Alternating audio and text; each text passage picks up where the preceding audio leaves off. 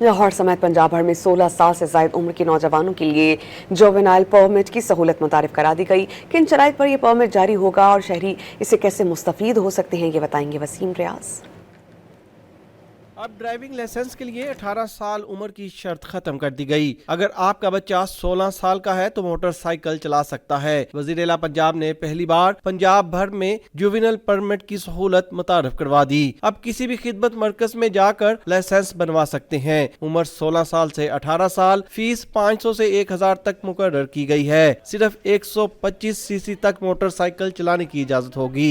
CM साहबा ने इसको फैसिलिटेट किया, इसको लेजिस्लेट किया गया, सो मच हो के इसके रूल्स भी बन गए हैं और पंजाब वो पहला सूबा है जिसके अंदर ये जुवेनाइल ड्राइविंग के रूल्स भी तरतीब दे दिए गए हैं। अब इसके मुताबिक जो बच्चा अभी 16 साल से ज़्यादा इसकी उम्र होगी बकौल बेफॉर्म के, और उसका जो वालिद या जो उसके गार्डियन है या उसका पेरेंट है, उसका एक कंसेंट फॉर्म होगा। जुवेनाइल परमिट के हसूल के लिए वालिदैन को साथ लाना लाजिम होगा। वालिदैन के शनाख्ती कार्ड की कॉपी और बेफार्म जरूरी होगा। वालिदैन और बच्चों ने भी हुकूमत के इस इकदाम को सराहा है। घर के काम के लिए मुझे बाइक चलानी पड़ती है, तो हुकूमत का ये बहुत अच्छा फैसला था। उन्होंने फैसिलिटेट किया हमें और अब हमारा लाइसेंस बन गया। कॉलेज जाना था, उसकी वजह से इसको मुश्किल थी, कॉलेज दूर है इसका, ज़ाहिर है।